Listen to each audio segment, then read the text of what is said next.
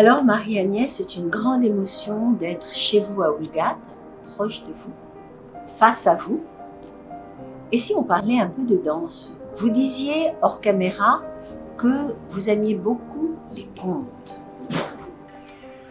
Oui, j'ai toujours aimé les œuvres qui me faisaient un petit battle en mathématiques. Et je vous ai pas répondu encore, mais l'œuvre qui me botte le plus en mathématiques et qui m'a donné du retort, c'est le Sacre du printemps de Nijinsky. Parce que franchement, le deuxième acte, les 2, les 3, les 5, les 6, les 7, il n'y a rien. Puis on peut se dire, bon là, fais 2, 4, 1, 6, 1, 4, 1, 2, là tu vas revenir sur le 3 et reprends la phrase d'avant. Rien ne vous aide. C'est-à-dire que faut vraiment savoir par cœur. Mais vous connaissez l'histoire. Elle dit que les danseurs étaient complètement perdus, que c'était le chaos sur scène, paraît-il. Moi, rien que pour le cercle des sages, vous savez, là en fait j'avais une anti-sèche, j'avais les comptes quoi. Parce que ces œuvres-là, on les apprend trop vite, en 2 mois, et que c'est impossible. Le mouvement, on peut l'avoir en 2 mois, mais les comptes... Qu'est-ce que ça veut dire pour vous, avoir les comptes? Avoir les comptes, ça veut dire avoir le sang de la pièce. C'est-à-dire que je pulse en même temps que le sang doit être pulsé, quoi. Alors, vous avez un mouvement de poignet qui est suivi par un mouvement de doigt. Qu'est-ce que ça confère au mouvement, que l'organisation des comptes, même indépendamment du sens? Soit c'est la base, soit le pulse est la base d'un mouvement du corps. Donc on peut y revenir parce qu'on sait que c'est une base. Je veux dire mécaniquement. Que fait le filet des comptes par rapport à l'exécution des gestes? La mathématique, c'est on se repose pour avoir une trame de liberté dessus en fait. C'est-à-dire que si on n'est pas sur les mathématiques, on ne sera jamais libre en scène. Parce que je vais devoir compter et je vais devoir aussi compter mon espace, et en plus compter ma technique, compter sur ma technique. Donc en fait quand on est libéré de tout ça, il reste que la liberté parce que tout est ancré en fait. Alors vous avez prononcé un gros mot, la technique. Qu'est-ce que vous entendez par là, Marie-Agnès? La technique.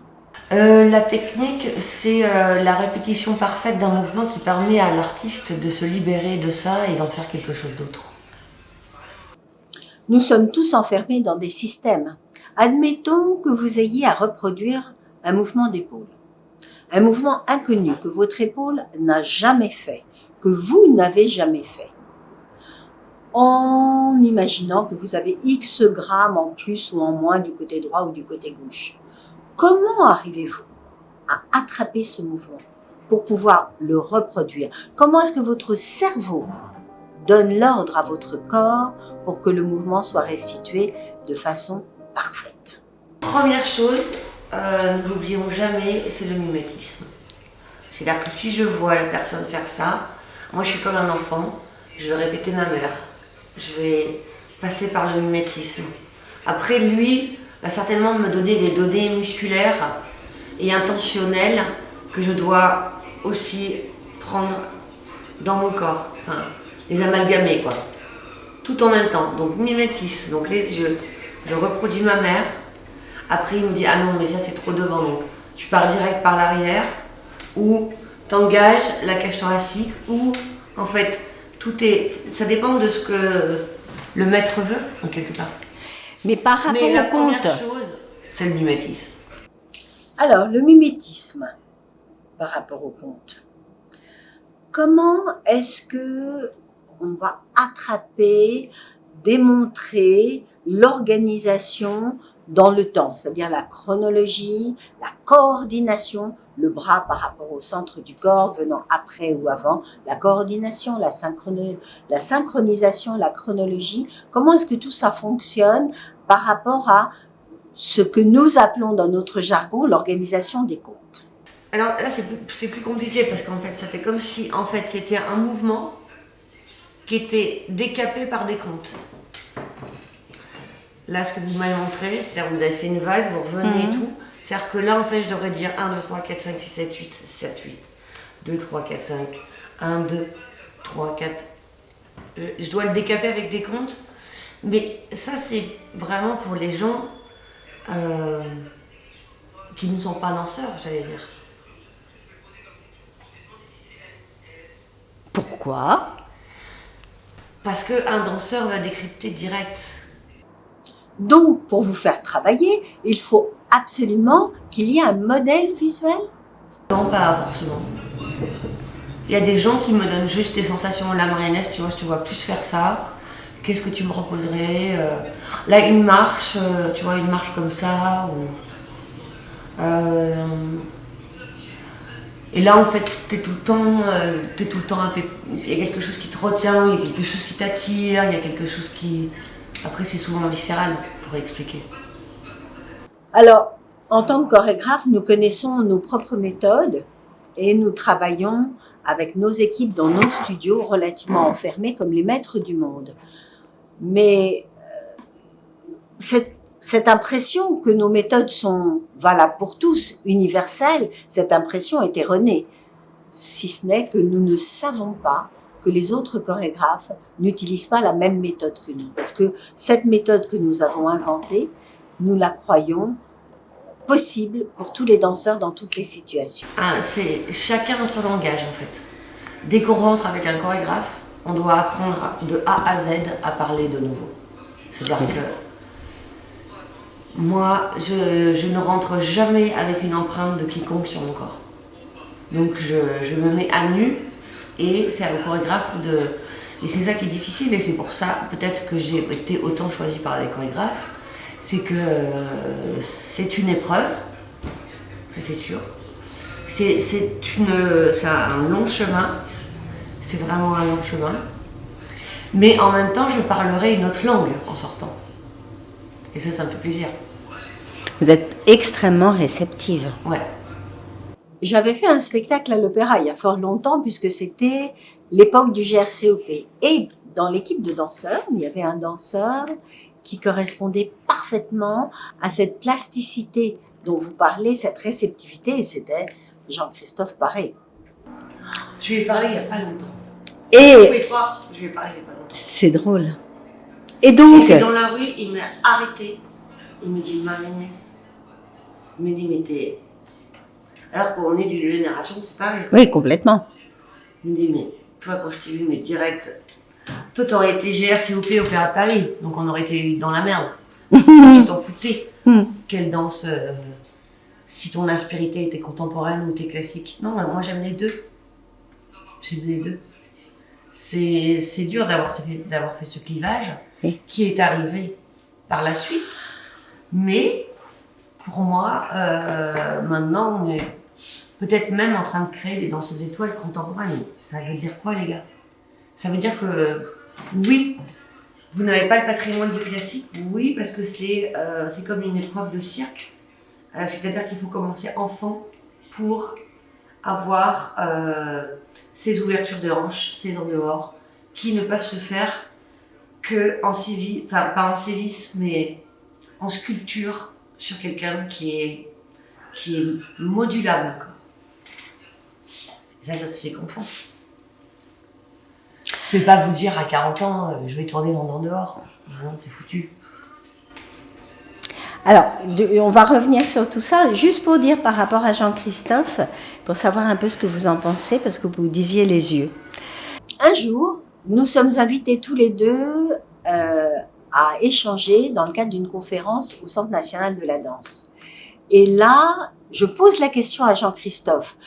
Jean-Christophe, j'ai véritablement l'impression que tu correspondais, tu étais en parfaite osmose avec ce que j'attendais de toi. Mais vraisemblablement, tu étais en parfaite osmose également avec ce qu'attendaient les autres chorégraphes, puisqu'à l'époque où je faisais ma création, il s'agissait de manège.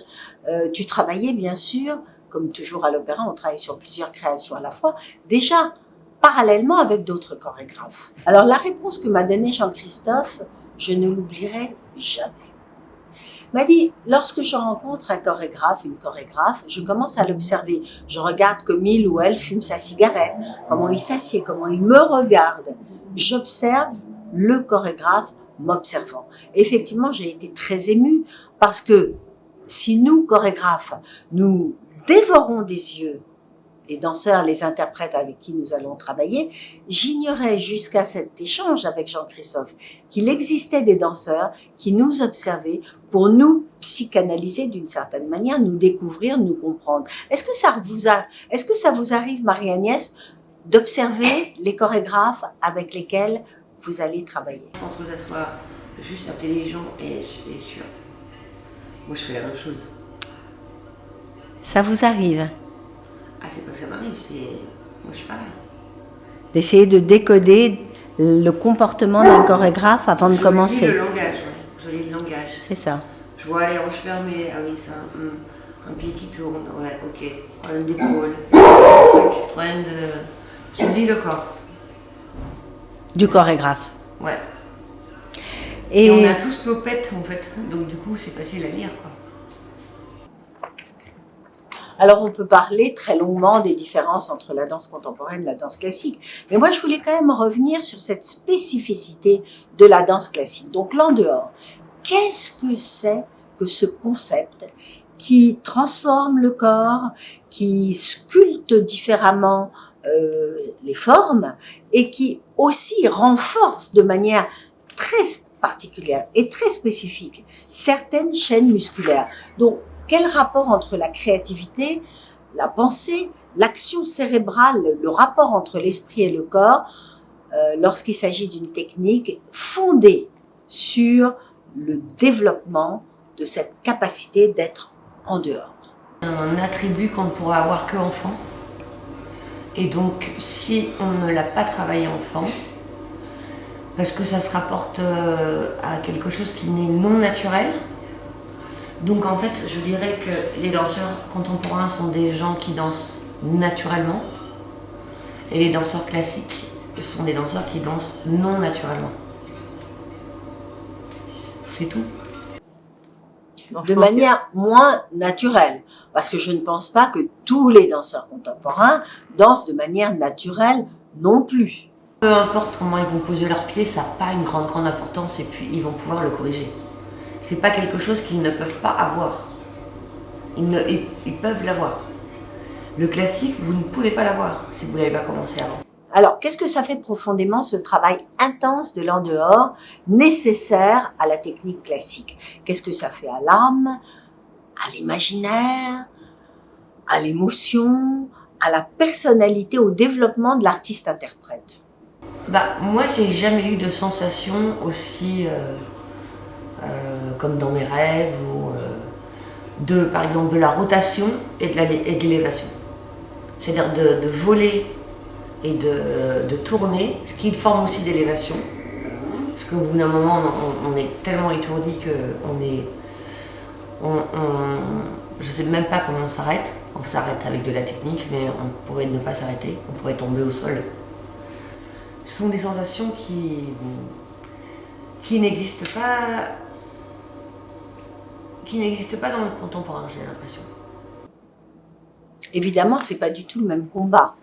Mais qu'est-ce que ça vous a apporté à vous, Marie-Agnès, qui vous êtes distinguée comme étoile à travers des rôles finalement appartenant davantage au répertoire contemporain, même si vous êtes une technicienne capable de danser les pavés techniques de Raimunda ou d'un certain nombre de chorégraphies redoutables pour les danseurs classiques. Moi, personnellement, je suis une piètre danseuse dans la mesure où tous les jours, je cogne contre l'énigme de l'en dehors, contre cette difficulté. Je n'arrive pas à la dépasser. Et d'ailleurs, cette difficulté, c'est ce qui m'amène à renouveler à peu près tous les 5-6 ans mon regard sur la technique. Et tous les jours, je construis un tout petit peu la différence d'interprétation de cette notion d'en dehors. Et ça fonde l'avancée de mon travail technique. Donc, moi, j'adore apprendre la technique classique à des amateurs. Il y avait des chorégraphes, pour ne citer Daniel Larieux, il me dit bon, je prends un cours de classique avec toi, mais je fais que la barre, Marie-Agnès, parce que ça va être trop dur. Et en fait, j'apprends la danse classique comme, un jeu, comme une partie de soi, et en fait, c'est juste que la danse classique, elle avait été aussi archivée et arc-boutée par des maîtres qui étaient trop durs. Donc du coup, en fait, c'est vrai qu'on était un peu plus dégoûtés. Parce que ça donnait des sévices, enfin, j'en reprends souvent ce mot-là, mais... Alors que si on apprend le classique pour tous, je vous assure que c'est beaucoup plus drôle. Alors moi, je trouve ça passionnant, même lorsque l'on est dans le cadre d'un style plus académique, à condition qu'on sache se l'approprier. Je fais une barre tous les jours. Bon, là, je suis approchée à la cuisine. Je mets l'ordinateur en face et je fais travailler des jeunes que j'adore à l'opéra. Et même par caméra quand je suis là. Mais non, ta jambe tourne. Non, là, tu plies ton bassin. On débroussaille la position classique qui n'est pas encore belle, juste par vidéo, et ça devient assez drôle en fait d'apprendre. Enfin, c'est un nouveau registre aussi, la danse de confinement, quoi. Alors vous avez fait vos classes à l'école de l'Opéra de Paris. Qui est-ce qui dirigeait l'école à cette période? Claude Bessy. Marie-Agnès, vous avez fait partie de cette génération formée par Claude Bessy. Une légende, cette période Claude Bessy, une légende, la façon de diriger l'école de Claude Bessy. Qu'est-ce que vous auriez à en dire? Je n'aurais pas pu appartenir à une autre vague. Parce que Claude Bessy était quelqu'un qui avait l'esprit très très ouvert, avec une grosse personnalité, donc elle pouvait supporter des grosses personnalités. Et puis c'était aussi quelqu'un d'avant-gardiste. Elle faisait des comédies musicales, elle s'en foutait, elle se barrait à Broadway, elle faisait des trucs et tout. La génération d'étoiles que j'ai eue devant les yeux, c'était pas totalement ça, quoi. C'était la génération de Rief, quoi. Alors c'était quand même, je pense, extrêmement difficile tous les jours de se mesurer avec soi-même et d'essayer d'atteindre l'excellence, une excellence plus grande le jour suivant que le jour d'avant.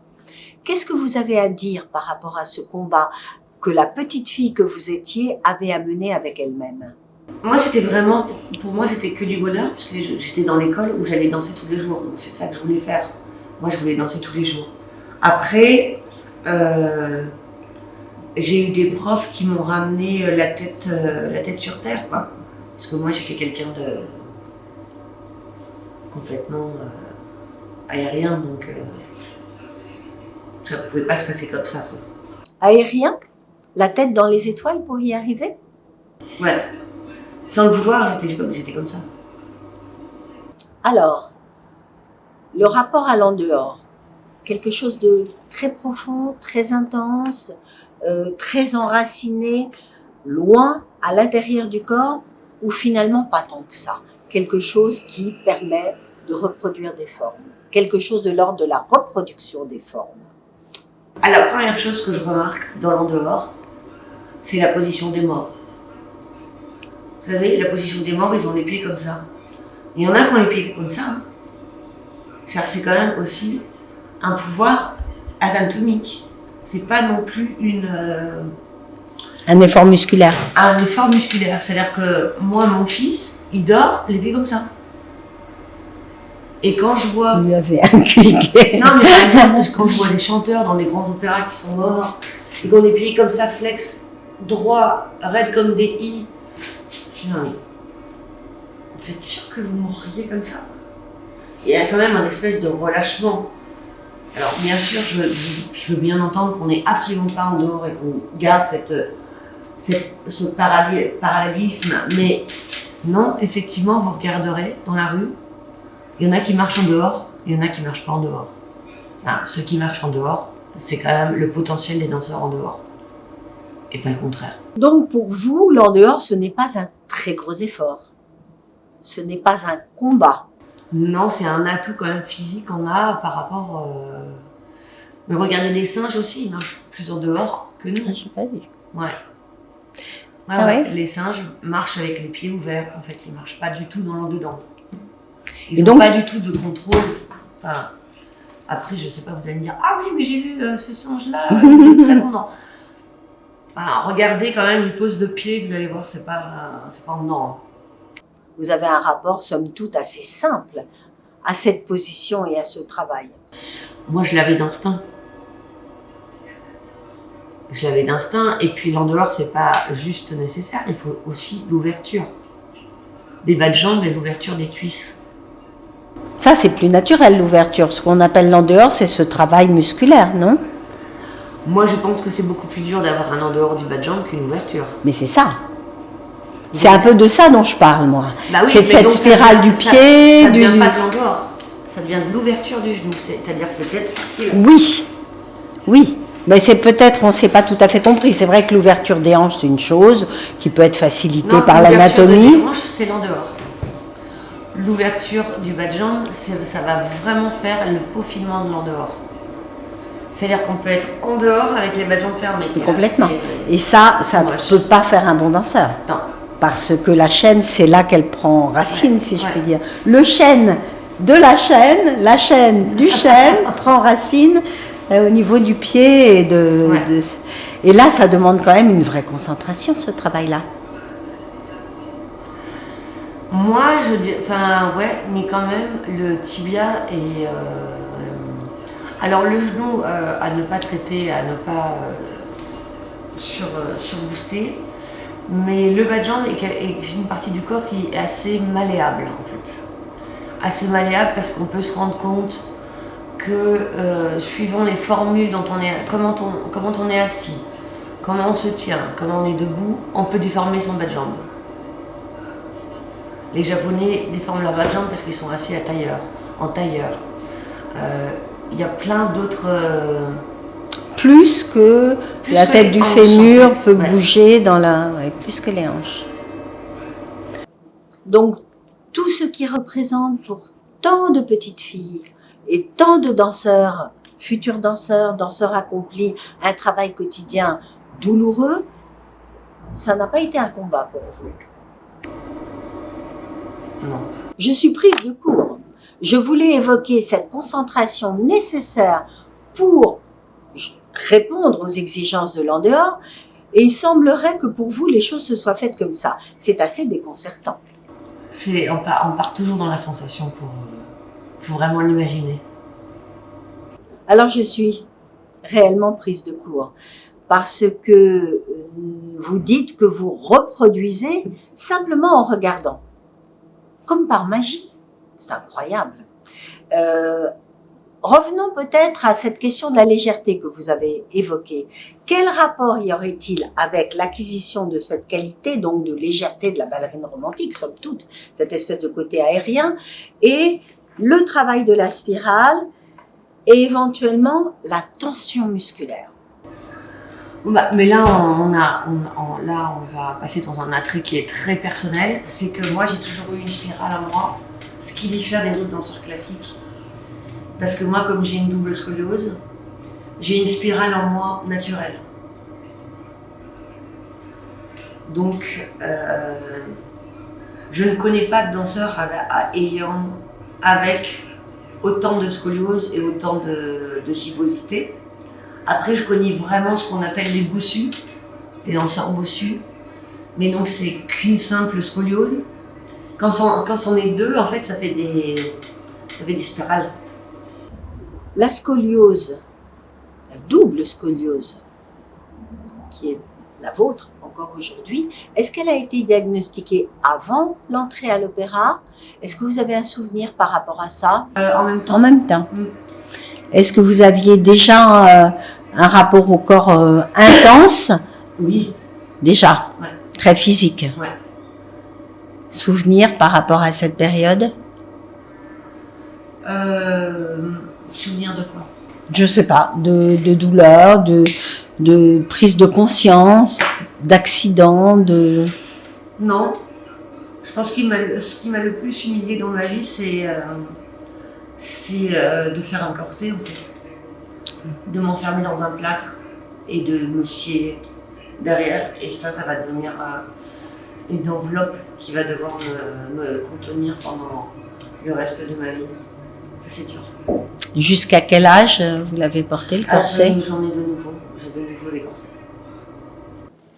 Est-ce que vous pouvez imaginer une autre façon de traiter, de guérir éventuellement, ou de négocier avec la scoliose?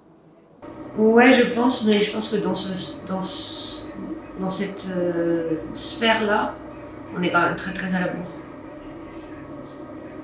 Et puis, ce que je comprends, parce que les déformations physiques, ça ne fait de nous que des tares. Ça ne fait pas... On ne va pas en mourir. Même si j'ai un poumon qui fait 80% de moins, parce qu'il n'a pas pu grandir, et l'autre qui en fait... Ma capacité pulmonaire est quand même à 120% plus que la normale. À cause grâce à la danse. Grâce à la danse. Et la cigarette. Et grâce à la cigarette. Mais donc on pourra toujours me dire que la danse a été néfaste, ce que je rejette totalement en fait. Et la cigarette, bien sûr. Et voilà. Je pense qu'on peut faire ce qu'on veut avec son corps. Mais il faut vraiment bien comprendre les cartes qu'on a en main en fait. Marie-Agnès, est-ce que vous réfléchissez beaucoup? Est-ce que c'est grâce à la réflexion quotidienne que vous avez fait progresser votre technique? Forcément, parce que moi je dois expliquer pourquoi je passe cette difficulté technique. Vous avez travaillé, tout le monde s'en souvient, c'est absolument inscrit dans toutes les mémoires. Vous avez travaillé avec Pina Bausch. Ça se passait comment avec Pina? Pina était arrivée depuis de nombreuses années à l'opéra. En fait, on se rencontrait toujours à la cafette. Elle disait, mais j'aimerais bien auditionner cette fille. Mais Brigitte lui disait, Brigitte Lefebvre lui disait, non, elle est prise avec Caroline, elle est prise avec Matzek, elle est déjà prise. Donc je vous expliquais ces plannings qui sont pas faites pour qu'on soit prêté. En fait, on peut pas sauter d'une œuvre en œuvre. Parce que les œuvres contemporaines, c'est ce qui prenait le plus de temps. En fait, aussi, ce que j'ai oublié de préciser, c'est que, par exemple, les œuvres contemporaines, elles prennent 2 mois, vraiment 2 mois et demi avec le chorégraphe. On fait que ça. C'est pas la danseuse classique tout d'un coup qui saute dans le...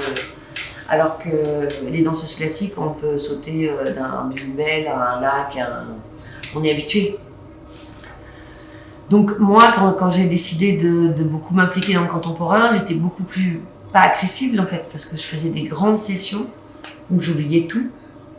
Et donc c'est pour ça que Pina a dû attendre, je crois que c'était 5 ans, avant que je puisse passer une audition, ce que je n'ai pas fait en fait. Non, je n'ai pas fait d'audition en fait, je suis passée. Et on était 3 pour Orphée Eurydice, pour Eurydice bien sûr. Et aussi, ce que je vous ai pas dit, c'est que j'avais aussi, en fait, avant que Pina nous quitte, on avait commencé les auditions de Café Muller. Et là, c'était très drôle. Parce que là, j'étais avec Malou et Pina. Et il y avait Malou qui voulait que je fasse la fille qui se jette par terre, qui se remet et tout. Et Pina qui voulait que je fasse la fille qui se tape les murs. J'étais là, vous décidez, parce que là, juste dans l'heure, je suis morte là. Parce que je faisais les 2 personnages qui sont totalement différents. Et émotionnellement, c'est très dur à jouer. Et physiquement, c'est très dur à jouer. Et j'étais là, bon, il faut vous décider là. Et finalement, ça aurait été lequel? Ah, je pense que j'aurais fait Malou. Je pense que j'aurais fait la physique. Mais je pense que Pina aurait... Enfin, non, peut-être pas. Je pense que Pina aurait dit, non, elle fait l'aveugle. Alors Pina était très dure avec vous, Marie-Agnès, et pourtant elle a attendu 5 ans pour vous choisir. Ouais, elle était très dure parce qu'en fait, je suis arrivée, donc Malou nous apprenait les phrases chorégraphiques du Paradis, je crois. Les premières phrases qu'on a apprises, c'est le Paradis ou le 4e acte, je sais pas. Et alors, j'étais déjà face à des filles qui avaient déjà fait 5 ans de Pina Bausch. Donc, elle faisait tous les trucs, la Pina qu'elle adore et tout. Donc j'y arrivais, je faisais des phrases, je sais pas, j'apprenais quoi. Et je voyais que j'avais un décalage par rapport aux autres, mais terrible, quoi. J'étais avec, c'est quoi tous ces lâchers de tête, ces lâchers de trucs. C'est juste, j'avais pas la technique, en fait, j'avais pas du tout les clés. Et en fait, au bout d'une semaine, j'avais récupéré tout ce qui me manquait, en fait. Parce que c'est un peu des tricks, quoi, c'est pour lui plaire. Mais c'est pas vraiment des vrais mouvements à la Pina, en fait. C'est du moment qu'on écoute Pina et les informations, on y arrive. Et donc, en l'occurrence, dans ce cas, il n'y avait pas de modèle visuel. Alors, non. Il y avait Malou, qui le faisait en continu. Mais Malou est quand même très très différente de Pina. Et quand Pina, je sais pas, à chaque fois c'était non, Marie-Agnès, ça va pas, non, Marie-Agnès, ça va pas, non, Marie-Agnès, ça va pas. Je sais pas, à un moment j'étais là, mais montrez-moi quoi, montrez-moi. Parce que moi on me le montre une fois, j'ai compris. Mais c'est vrai qu'on peut pas demander ça mais on peut pas demander ça non plus à une grande danseuse classique. Tout à fait. Montre-moi, passe-moi un trip pour que je comprenne l'énergie où tu plies, où tu renvoies ta force. Bah, elle est pas capable. Oui, c'est pour cela qu'il peut être important aussi de réagir à d'autres stimuli que le stimulus visuel. Enfin, c'est la stimulation visuelle, le mimétisme, c'est un raccourci. Stimulus visuel, si vous l'avez, c'est un raccourci. C'est énorme. Et Pina Bausch, elle se levait, elle faisait juste un mouvement de bras. On avait tout compris, quoi. Déjà, sa longue main, sa façon de toucher, c'est pas pareil que, je sais pas, quelqu'un qui va vous le faire, c'est pas du tout pareil, quoi. Alors, Marie-Agnès, on a beaucoup parlé des jambes, évidemment.